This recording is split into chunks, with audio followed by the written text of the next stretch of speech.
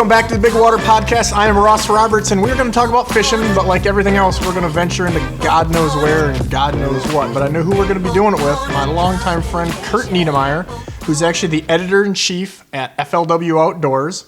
Basically, when it comes down to writing and stuff, he is involved. Curt, welcome to the show. Yeah, man, writing and stuff. That's exactly how I describe my job. I mean, you're a big-time important guy now. I don't really know how to even describe all that fancy stuff. Just a working-class guy like me doesn't know these editor-in-chiefs generally, you know? Sure. I mean, I'm pretty pumped to have like an actual video record of the fact that I'm your friend. So that makes me very... Acquaintance has too many syllables. No, in all seriousness, I've known you a very long time, and while we're in a slightly different age gap, we were both at Ohio State, as I see the Buckeye hat in the background there, but yet you kind of switched gears and you moved down south. I mean, you're currently living in Kentucky.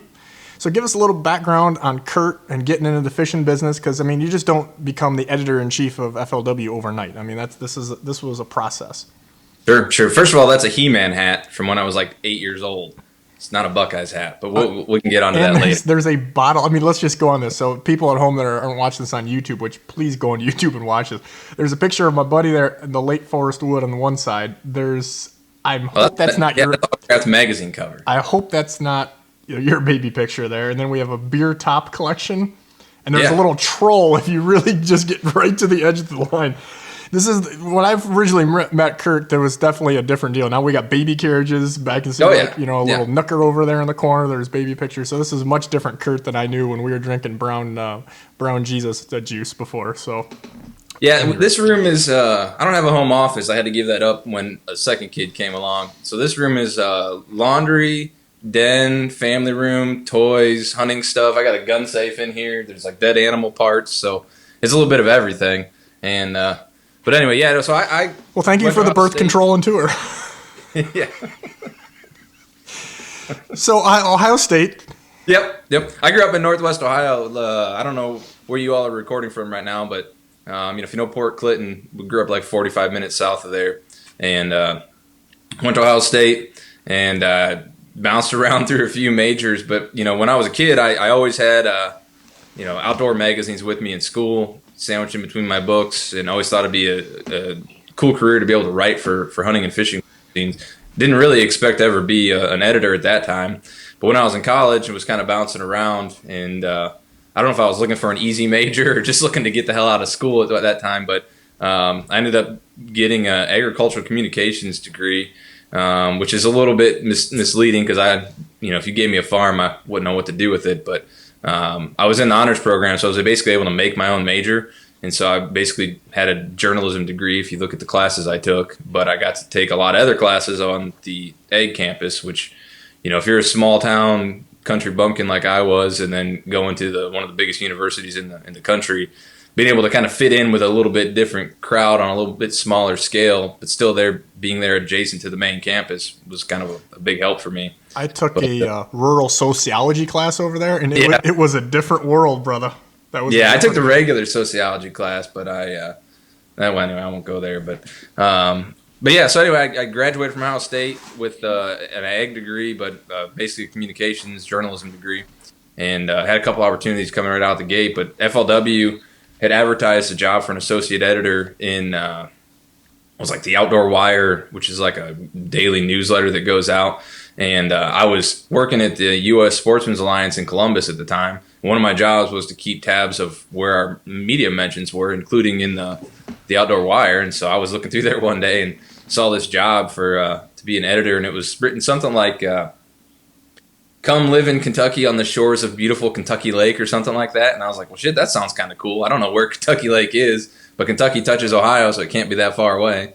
So I sent in an application, and come to find out, it's like 9-hour drive from where my parents live. I was just going to say, it's very deceiving on how Kentucky is with I mean, I'm 30 minutes from the Mississippi River. That's how far west we are. We're in the very far west corner of the state.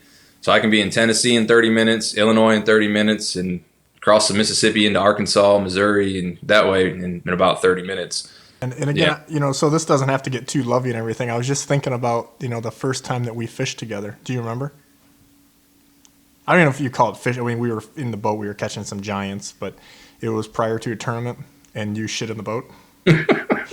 Not only, folks, if you can. I think that was the second day, though. If you can just mentally get a picture on this, I get shooting. It was sea lock, shooting down, boom, getting ready to net this fish, and I look over and I'm like, what is that next to the boat? And there was a big pile of floating shit going by that was literally in the shot. And then Curt's like, yeah, I've got this, like, sometimes when I gotta go, I just gotta go, and I gotta go, and I gotta go now. You took us to this bar the night before for beer and spicy whatever. I mean, I did. Yeah, it's in the corner of that little shopping mall or whatever in Port Clinton, that little shopping strip. I remember it. Now you know better, you know. For me, it's more it's salads and I don't know, water before going down the lake. Well, yeah, I mean, I joke with people. I've told people, I'm like, they're like, hey, where should I pull over? I'm like, I don't know. I could text my buddy Curt because he would tell you that you need to go in this restaurant and not this one. And in this chain of hotels, the restroom's always to the left. You don't even ask anybody. And this is the code on these because you've been there, done that. I mean, I get around the country a fair amount, so I'm always prepared. I mean, when it comes to shit, you are just the authentic king. But that's wonderful. I appreciate that. So transitioning from the first time I basically fished with you or spent some time together to I don't know how many years forward, but we wrote a book together. We wrote a hell of a book together, highly successful, and it was one of those deals that I still tell people to this day. I had people that begged me not to do it. I had sponsors, people and friends, because they just figured, hey man, you can't make a print book work anymore. It can't happen. And I think we definitely proved them wrong. High five. Yeah, awesome. Yeah, no, for sure. We came up with a very clever title, Walleye Trolling, for a book about walleye trolling. Well, we only did that for my ego, so that you could tell. Remember, you told somebody, well, Ross wrote the book on walleye trolling, and I was like, that was just total ego stroke. That's all that was. That's true. That's true. No, that's a good point. I must have been thinking straight back then, but yeah, no, but it gets the point across, right? And I still have people call me trying to find books. In fact, it's on my list to do to touch base with some retailers and see if anybody still has a couple lying around because. I guess they're in demand. I don't know. Maybe I'll start throwing them on eBay and the ones I've got left and jacking the price up a little bit. I don't know if I'd say weekly, but definitely bi-weekly I get somebody, probably even weekly I get somebody that says, hey man, where can I find these in the same thing? I don't think there's any more besides a couple in my office somewhere. But I vowed not to open that thing because I'm sure as you... I couldn't tell you. I've got friends that have written books, and they know exactly how many chapters and pages. And I couldn't tell you for $10 million because, as you did, the thing that was kind of cool about this, and I know we're kind of tapping ourselves on the shoulder here, but we didn't really involve. You're used to doing that. It's all right. Yeah, I appreciate that. We didn't involve anybody except for one of my college buddies that did a couple illustrations. Actually, his wife ended up doing them for us. Yeah. I mean, and, me and you grabbed the horns, and we did everything from the cover layout and things that people don't realize on books. Like the cover on how the binding, how wide it had to be, and then for the text and based on how many pictures or how many pages and the print quality. So all of a sudden, that's how thick and all of these things you just don't think about. And there was a ton of stuff, and we had a few people, that helped us out with things here and there, but there was a lot of trial and error there for sure. And me and you, a lot of conversations, and that's why I said I'll never open the thing again. Not because I don't love it and it didn't do me just a ton of good, but man, we edited that thing, and knock on wood, I'm sure somebody's gonna shoot me an email after I say this or something, but I don't even think there's a goddamn typo in that thing.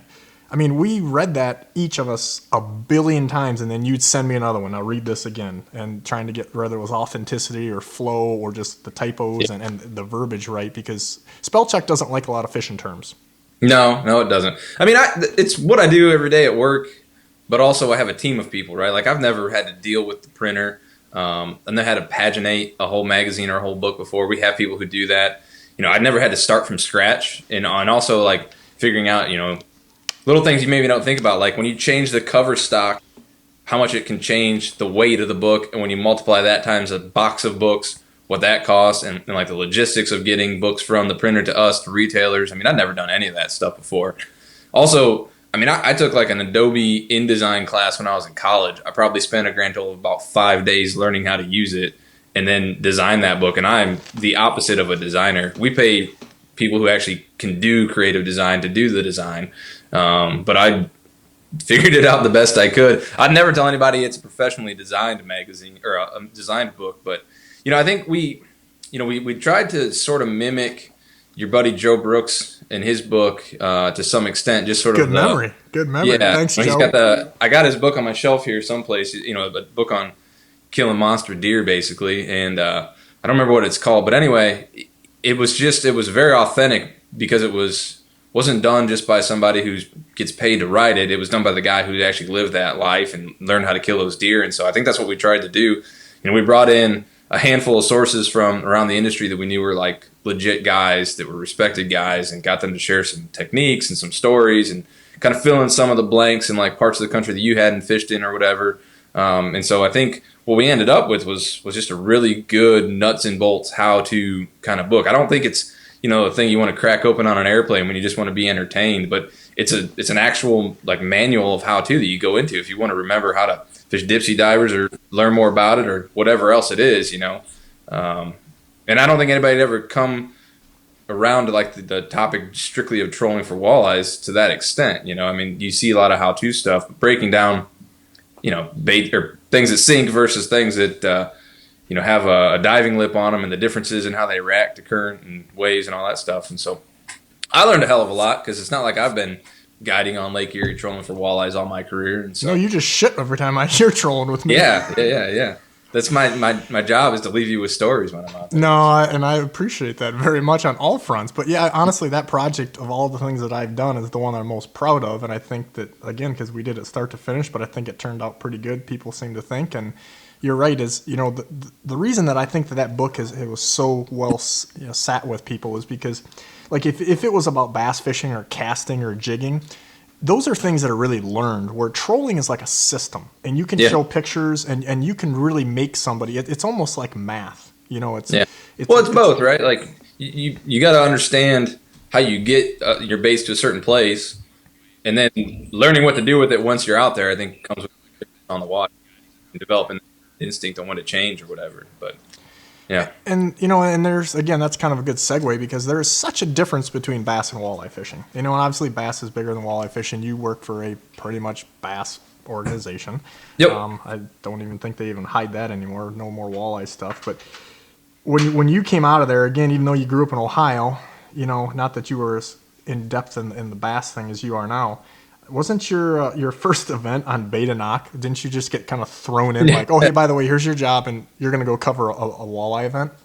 Yeah, I was I don't know what you would call me back then. I was mostly a meat fisherman. We killed just about everything we caught in those days, and we mostly crappie fished, my buddies and I, and we perch fished on Lake Erie a little bit. We trolled for walleyes in like little reservoirs in Ohio, caught a few bass in ponds and stuff like that, but mostly we were out there trying to catch like catfish and bluegills and crappie and stuff that we could eat. And mostly I was interested in walleye fishing. I wasn't really a bass fisherman when I started the job, but I wanted to get an in into the outdoors, and I wanted to learn about fishing, and really didn't have much interest in the tournament world at that time. But that was just kind of the way in that I found, and so which worked out good because most of the tournament coverage is news reporting, which I knew how to do. So, but yeah, so the first tournament we went up to cover practice at Bait and Knock. And I guess that was 2007, and it was sometime in the summer. There's like a raccoon or a squirrel crossed with a dog behind your shoulder, by the way. Yeah, he's out there. He's also taking a shit. But yeah, I can relate. But yeah. So we went up there and let me stop you for 1 second and give you people a little background on it. So Bait and Knock, if you haven't fished there, is a place that you go and you hope to catch 5 fish a day. And the weather gets so nasty and changes so fast that it's like, oh, let's just throw you out into this. Like, it's beautiful though. It's beautiful upper peninsula of Michigan, but everybody runs like 45 miles to get to like Green Bay, like proper, to catch fish. And but yeah, so we went up there and we flew on some puddle jumper plane out of Milwaukee, and just about missed our flight getting up there and come in on this like twin prop in this little town, and the very first day it was like this thunderstorm came through and just washed everything out. So we spent the day in the hotel room. And then the second day, we were kind of in the residual winds from that storm. And I think is it Troy Morris is his last name? Yep, it was the Ranger rep. Maybe he still is a Ranger rep. I'm not sure. But he's from the Dakotas. And he had a reputation that I didn't know about of being a little bit of a cowboy. And mostly because he was a Ranger guy and he knew how to run the boat and loved to push the boat to his limits.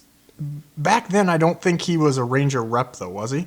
I think he was just a pro staff guy. Probably not then. I think he became one. He did. Because I don't know his whole story. But anyway, I didn't know that he had a reputation for kind of taking on waves sort of aggressively. So anyway, That it's was like PC of you. it's me and Will Brantley, and we're sitting in the back on the side compartments in a 620 or 600 series Ranger. Which Will is a cowboy within himself. Yeah, well, yeah. And then Troy's buddy, some co-angler was in the passenger seat, and he just looks back and laughs the whole time. He's wearing shorts. It's like 48 degrees, I think. And he just looks back and laughs. It's like, you're holding on, right? And acts like he's riding a bull or something, just giving us a bunch of crap. But yeah, that was my first experience trolling planer boards in Bay de Noc. And we actually caught a few good fish. I think we caught like a 28 or a 29 was like the first fish. And I thought, well, shit, these guys are amazing. Like, just pull up here on the first spot and catch a giant. And then I kind of learned the truth about it. But I think I trolled the next day with Tommy Scarless, and then can't remember who it was the next day. So, but I got like a nice kind of overview of the walleye world on that trip. So, yeah, that was cool. Walleye guys are just as equally as eclectic and unique as bass guys. I mean, oh yeah, you have all personalities and all backgrounds, and I think it's different in the walleye world a little bit because when you talk the tournament scene, I mean, there's what. How many guys are true full-time tournament fishermen now? Half a dozen on the walleye side? I don't even know if it's that, to be honest with you. Yeah, so I mean, and even those guys, they're guiding on the side or maybe full-time essentially. You can't. So people at home understand. I mean, Corey Sprangel for a few years there. Now John Hoyer last year pretty much dominated. You still cannot make a living just fishing tournaments. In walleye. No, you just can't. You could at one time maybe, when the PWT was still around and when FLW was paying $300,000 champions and stuff like that. And there's a lot of money getting pumped into it, but those days seem to be long gone. And even then, kind of what my point I was getting at was most of these guys are successful businessmen, or they're full-time guys that just fish a few tournaments on the side. But you get a lot of guys that come from with a little bit of money, but they're also like alpha guys, right? They own a business or they're like an engineer or they manage some company, and so like strong personalities and egos at times. Yeah. But at the same time, hey, you want to come over and have a couple beers tonight, or you want to come watch the hockey play? I remember watching hockey playoffs with guys the night before a tournament, and let's just say they had bent their elbows quite a few times. I couldn't imagine how they were going to get out in the morning and compete. But like, you don't see a lot of that in the bass world. It's a different type of atmosphere. I don't want to say that some of those guys were on vacation or that they were. It was their hobby, because they were definitely competitive and serious about it, and there was money on the line. But it kind of felt like it was like towing that line between being, just a fun hobby or being like an actual job. So, we had a blast with the walleye guys too. And you never met a group of people who were just like on average more eager to work in media, which makes our job way easy. Like if you wanted somebody to take a half-hour break in the middle of a practice day to do a photo shoot, by all means, they would do it, and that's not always the case in the bass world. I can actually a lot recently. I can actually remember a good one. I'm going to throw because I don't care. That there was a guy whose dad might have a TV show in Florida and say "oh son" a lot, and he didn't want to do a photo shoot because he was having a bad hair day, and I was like, are you kidding me? For a cover of a magazine shoot. And so there's definitely guys that you just go, wow. I guess when you think you're so big or got so big that, that doesn't matter to you anymore. But walleye guys in general are happy to have somebody to take their time to give them some press. Yeah. I don't know what you're talking about on that story, but yeah. No, I do, but I wasn't there, so I don't want to share and mess up the details, because I don't think it was. I think it was interested in doing the shoot. I think it was just a matter of fixing a few locks to make it look good. There you go. Yeah. Bad hair day. But no, it's a lot different in the bass world now than it used to be. A lot of our work was done in practice or in media events or like after weigh-ins and stuff. But in those days, guys still had secrets. I mean, real secrets, and a lot of them. We weren't doing live streams from boats. We weren't basically in their face with a camera nonstop. And so they held back a lot, and it was a lot more of your traditional kind of, bass reporting, writing about kind of common topics and stuff. But now, I mean, everything's out there, and the guys that are successful are the ones that sort of embrace that, and that, we have people that call us wanting to write blogs for us and that want to come and film with us. And I got a guy who lives in California, but he's in the eastern part of the country. Last year, like 9 months, maybe almost 10 months, and he basically just crashes at different guys' houses that fish our tournaments and bounces from one to the other. And, that's I'm not saying that never happened in the past, 'cause I'm sure it did, but it's just a lot different now. Guys are way more forthcoming. I would hate to characterize them as being difficult to work with now, because I don't know.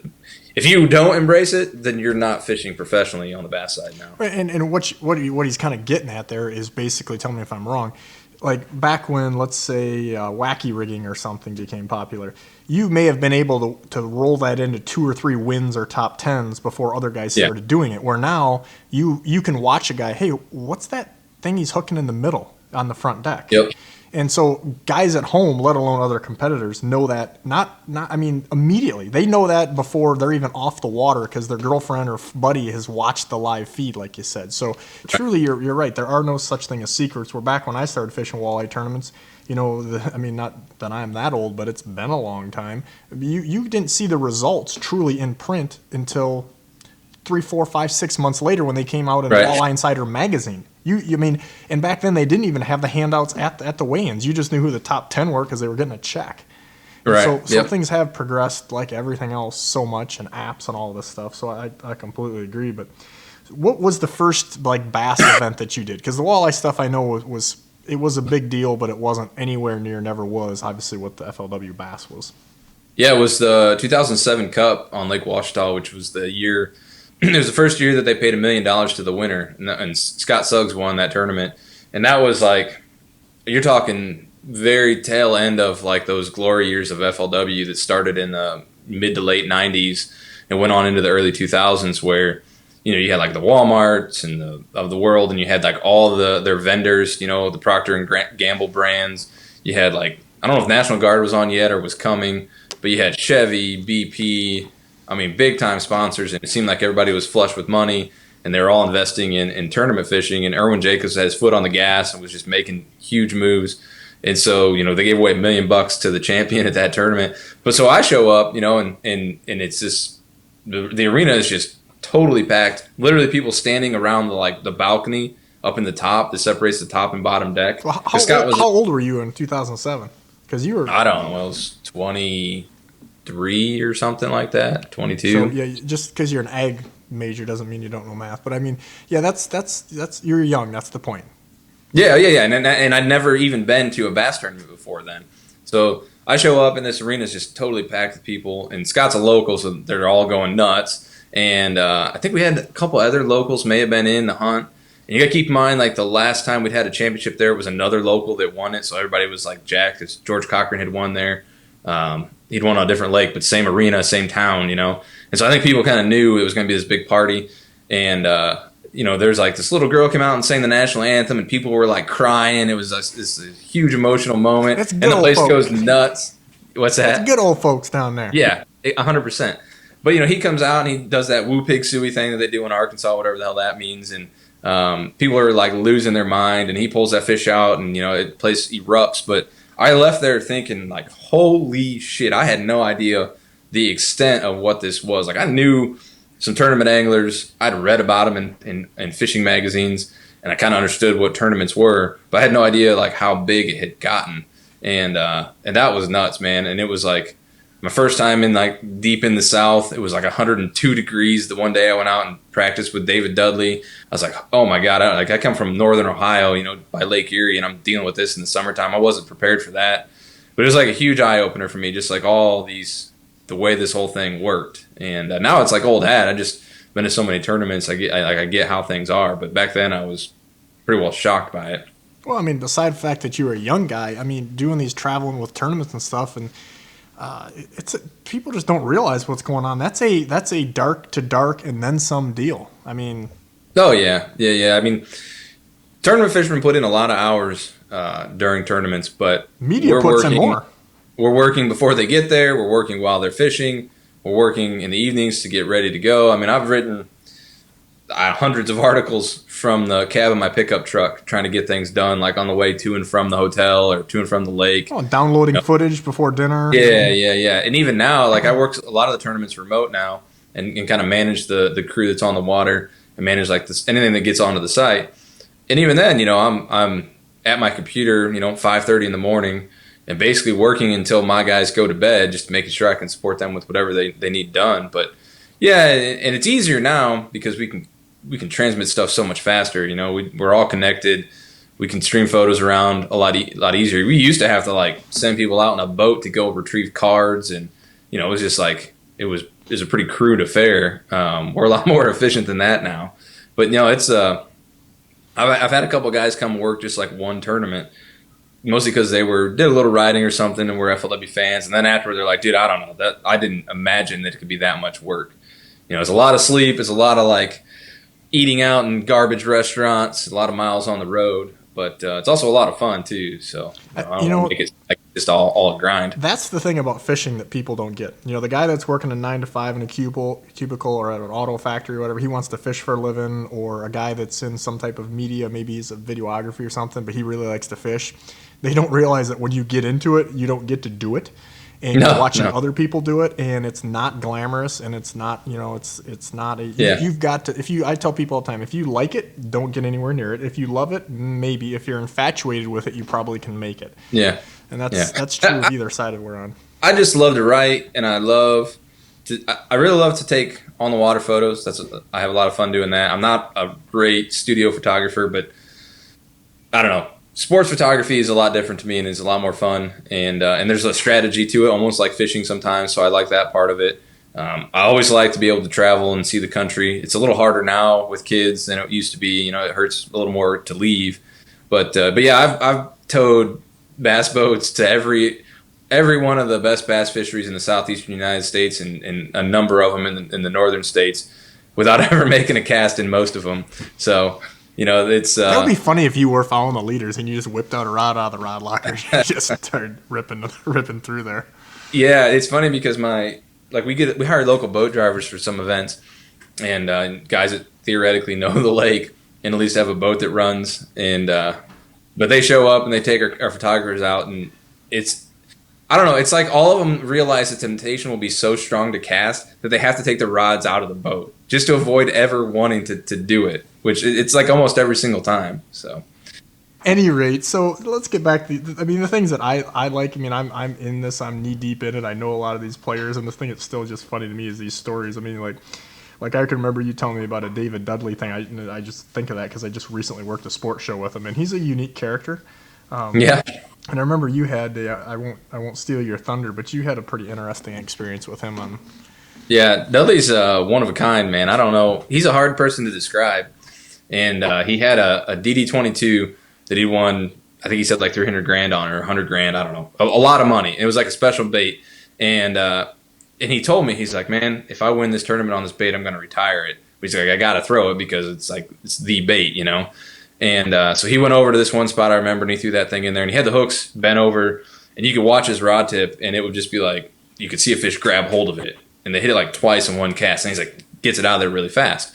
So then we go over to another spot, and he throws it out, and he gets it hung up. And I was like, how in the world, like, what do you get it hung up on when you got the hooks bent over, right? So apparently he had got it hung up a couple other times during the week and had gone and swimming for it. And I didn't know that had happened.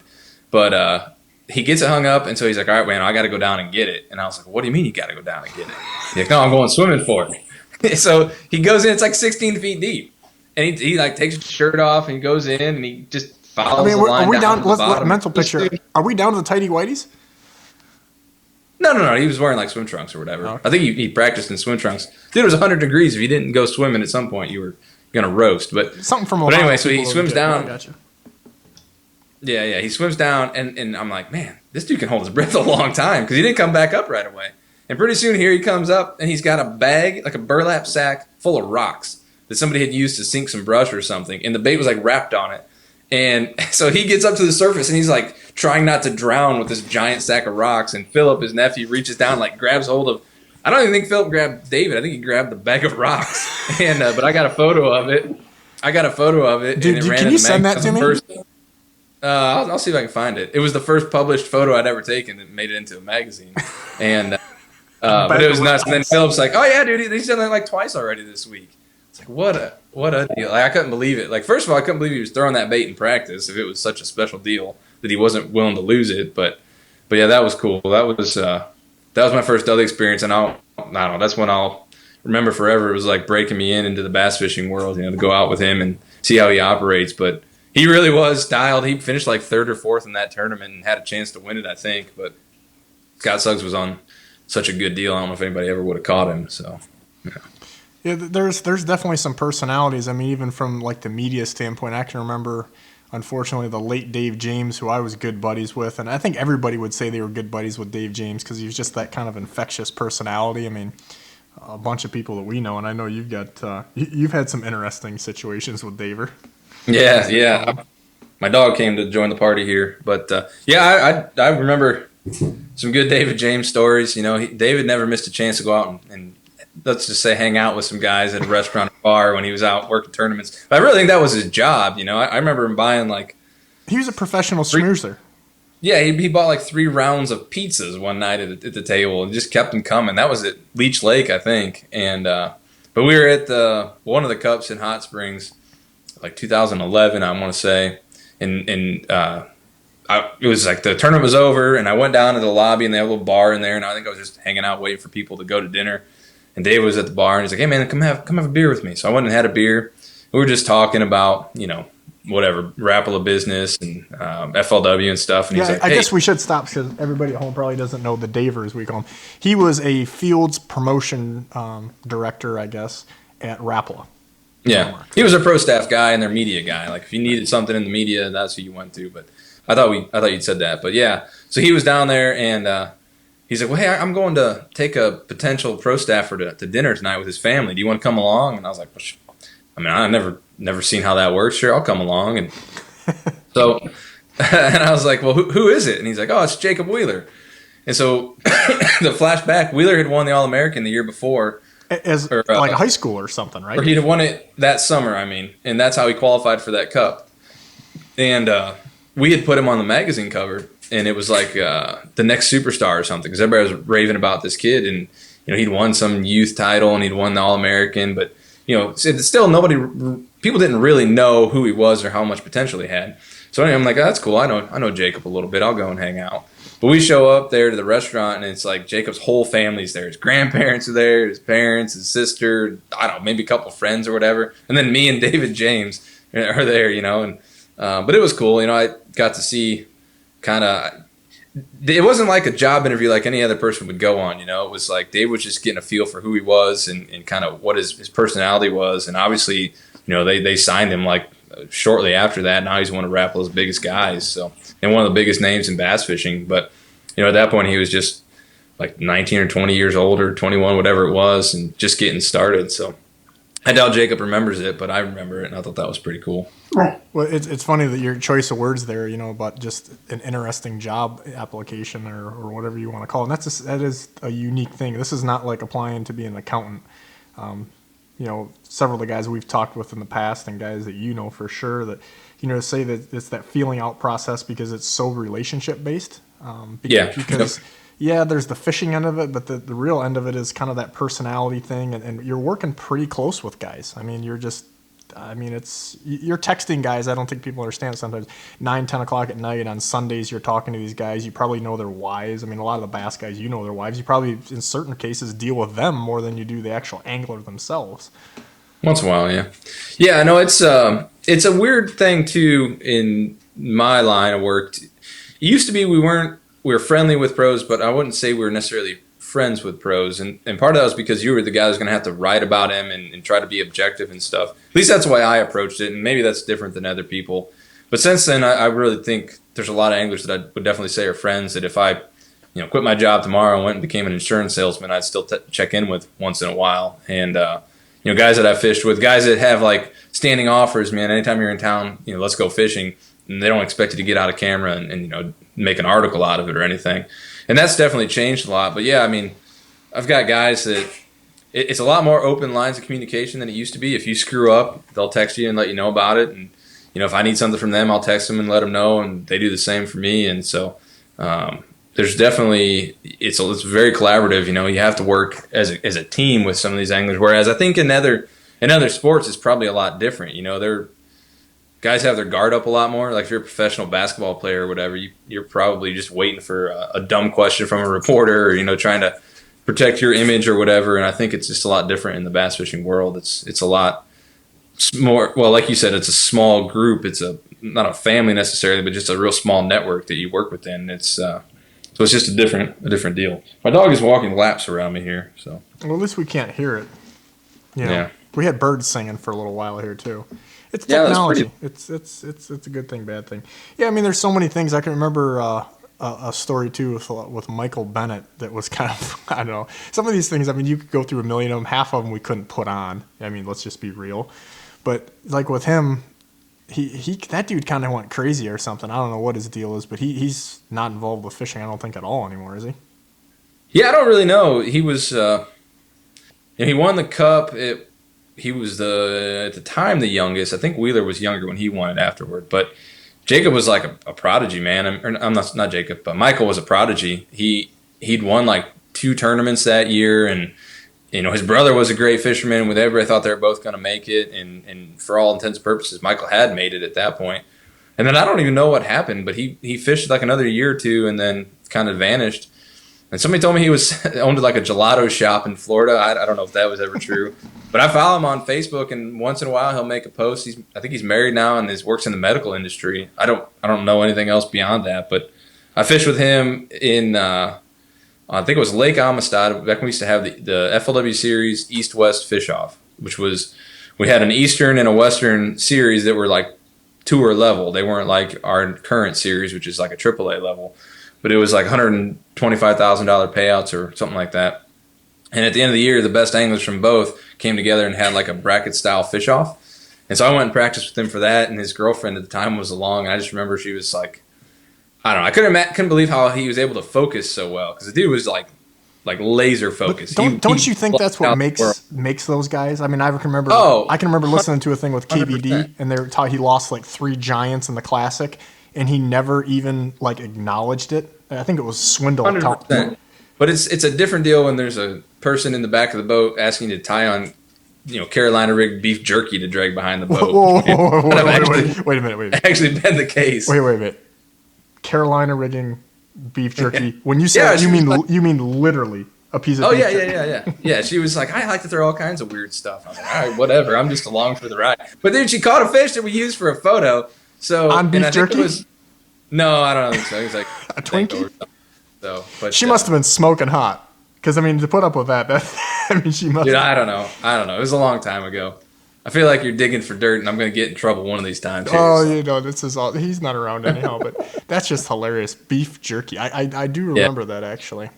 Dude, he was such a hammer, though. I mean, that guy could fish, but it was cool because he was throwing stuff I never got to see, like big swim baits and stuff were just kind of coming out. He was already way into that, coming from California. He caught a smallmouth on Amistad, which now I know they got tons of smallmouths, but at the time I had no idea. And just kind of his style of fishing. And I don't know. I mean, he had the potential because he came up kind of around that like Brent Ehlers when he came up, and they were both West Coast guys and real similar style of fishermen. And but yeah, not doing it anymore. So what's probably one more real memorable thing that, I mean, of the time you spent with people in boats that just kind of make you go, wow, or something that was super funny? Because again, people don't realize like the time you've gotten to spend with these guys, and intimate time. I mean, we're talking 5-10 feet away from the legends of the sport. I mean, you see stuff that whether they say it or not, that you just pick up on some cool stuff, or maybe some funny shit, or.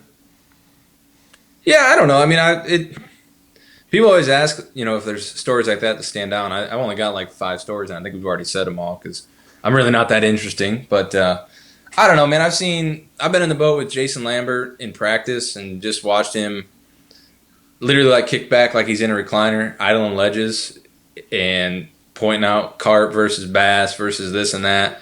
And then, a few days later, he catches 100 pounds and wins by like whatever, he won by 40 pounds or something stupid like that. And you get to see a master at work and make it look easy, things like that have been cool. I've also seen just other wild stuff like, bass in Texas that were floating on the surface with a tilapia stuck in their mouth. They tried to eat, tilapia is like 9 or 10 inches long. Hey, you might want to give Rufus there a treat. He wants to go out, so. But yeah, so I mean, I don't know. There's just a lot of little stuff like that. When you get to see guys that are the best in the world at it, I mean, like the Dudley thing is the perfect example. He was just 100% dialed in that tournament. He could pull up on a spot and make it one cast and hit the spot every time. And this is before spot lock. This is before modern GPS. He was probably triangulating off land. I just didn't know it at the time. He could hit a brush pile with a deep diving crankbait, which isn't even easy with those tools now. Well, you hit the nail on the head. A simple words to say, but difficult to understand until you live it and witness it. Is that they make it look easy. I get guys like when I'm guiding, I take things for granted with what I do because I do it every day. And you'll get some other guy that's successful, and he'll be like, "Hey, let me help you with this." And like when I'm setting lines, I'll have 6 out, and he's trying to put 1. Because it's what we do, and a guy like him, you don't think it's as difficult until you attempt to even try it, and then you're like, oh my god. Yeah, it's no different than if you were a welder and I came and tried to weld. Absolutely. And you saw how I did it, and it's no different. Like I worked construction in the summers when I got out of high school and through most of college, and I remember like watching guys walk up Bruce, stepping from purling to purling, and like carrying lumber over their shoulder, and I was like terrified, like walking it like a ladder. I remember just ridiculous skill that they had with power tools, stuff that you doesn't even look safe, but they'd use a circular saw and carve something out. You're like, how in the world did you do that? But then you realize they've done it for 35 years. They've hit 1 million nails on the head perfectly for 30 years or whatever it is. And it's the exact same thing in fishing. These guys have made 1 million casts over the course of their career under a dock. And so when you see Andy Morgan skip a jig 25 feet back up under a float through a hole the size of a dinner plate, if you work some other trade or have some other skill, maybe you can relate that a little bit and understand how they got that way. It's not like they were born. It's not like they were born that way. They just did it a ton of times and they mastered that skill. So I think we've been kind of just unintentionally totally finishing these up with some stories from different people, and they all seem to be, or a bunch of them have been in relation to Forrest Wood, because again, Forrest Wood passed away this year, and it's just amazing. I don't think anybody has a bad thing to say about that guy. You know what I mean? Everybody has a Forrest story. He touched so many people, no matter if you were a top name fisherman or just some guy that worked in whatever around. Guys, I can remember him just even back in the day doing plant tours. The guy that's putting carpet in the boats. You know what I mean? And Forrest knew everything about every one of those guys, and you didn't have to be some big name fishing guy. And just all of the things that he was involved with. And I kind of a funny story talking about, thinking they're important. Our buddy Kyle with the keychains. That's a good one to close on, since it was a little tribute to our buddy Forrest. Yeah, we were at Okeechobee one year, and they have a resort there, Roland and Marianne Martin's Marina. And if you come in after hours, they just leave the keys in a box and you have your name on an envelope. And so he rolled in with some of the people from the Minnesota crew, and somebody just went up and grabbed the envelope that said Wood, and Kyle's last name is Wood, Kyle Wood. He's our senior editor, and he's like, oh, cool, this is all right, go up to my room. So anyway, the next morning he comes out and he's like, dude, you guys wouldn't believe how awesome my room is. I got like 2 bedrooms and a living room. It's like a damn suite. I'm like, no kidding. So we went over there, and I was making plans to move in. It was like Super Bowl weekend. I was going to move in with him. And listen, dude, you're like a crazy girlfriend now. You're just moving right in. We were going to have a party. It was like, damn, this is great. They must have been out of rooms, and this is all they had left. And then like lunchtime that day, our operations manager or whatever calls, and she's like, hey, does somebody have the keys to the suite room number whatever? And I was like, oh, maybe Kyle does. And she's like, yeah, that's Forrest Wood's room. And they're like, oh, not Kyle Wood, Forrest Wood. They should really write first names on those envelopes. But that was funny. Oh, so. That's the funny one. Well, hey, I got another Forrest Wood story that if you got a minute, I'll share. I do. Because I've written about this a couple times. And, I didn't know Forrest all that well. I'd met him a number of times. Like anybody, he talked to me like we'd been old friends for years. That's just how he was. And in the course of writing about Forrest and paying tribute to him in the last few weeks, I really learned a lot about him and how big a deal he really was, and from a lot of people in the industry that are superstars that talk about Forrest Wood like he's like another level of superstar, which was really interesting to me just to see people pay tribute to him. But I shared this story because when Ranger was celebrating its 40th or 45th anniversary, I can't remember, they invited a bunch of riders to flip in to come out, and the plan was to float the White River in the little like river boats that they used to use back in the day when Forrest was a guide years ago, and then a bunch of other stuff, plant tour and all that stuff. But we floated the river, and then we ended at Forrest's cabin, which is on the riverfront on the White River. And of course, it's a nice cabin, it's just a pretty place up on the hill. And Forrest and his grandson, they like did everybody a shore lunch and fried trout right there, just like they would have done back when Forrest was guiding. But this big storm came up, and we were all standing outside just thinking we'd hang out there and eat and talk and stuff. And it started pouring down rain, and so everybody went running into the cabin. And long story short, before the night was over, it was like 3 or 4 of us riders sitting around with Forrest Wood, and he was just talking hunting and fishing stories. But he took his hat off, sat it down on the table, and propped his boots up on a footrest. And I thought, holy shit, like you've really made it in life when Forrest Wood takes his hat off, props his boots up, and wants to talk fishing with you. And that's the only time I've ever seen him not wearing a hat. So that was pretty cool. You know, it's funny you should say that because I've never seen him in a ball cap. I don't know if he ever wore one. But he had that hat on. It didn't matter if we were going through a plant tour or we were at an open house in the middle of winter. Like I've been boat shows with him, and it's funny you should say that. Yeah, that's probably nine is about the only one. Dave Sanda claims he saw Forrest taking a surfing lesson in Hawaii back in the old Redman tournament days, and he was wearing cowboy boots and a cowboy hat on his surfboard. But I'll let Dave tell that story when you have him on. You know, that is a very good thing. I think that's an opener with Dave. Yeah, there's. Well, at any rate, I'm sure we could do this all day, and I definitely would like to do it again because I know we're going to pull some more stories out of it. Because for a relatively young guy, and as the editor-in-chief FLW, you've been there, done it, and seen a lot of stuff, and been around a lot of the key players in the business for the last decade plus. So thank you for giving us the time, and we hope to do it again.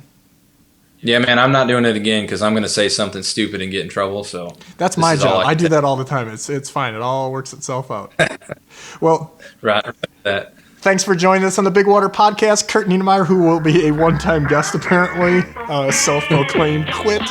Join us on everything Bigwater Fishing, whether it's YouTube, Instagram, Facebook, or whatever. Hit that like button or subscribe and follow us so you can hear these podcasts and all the other social media stuff that we do. Fishing related, that's what we are. Thanks, Curt. Yeah, man.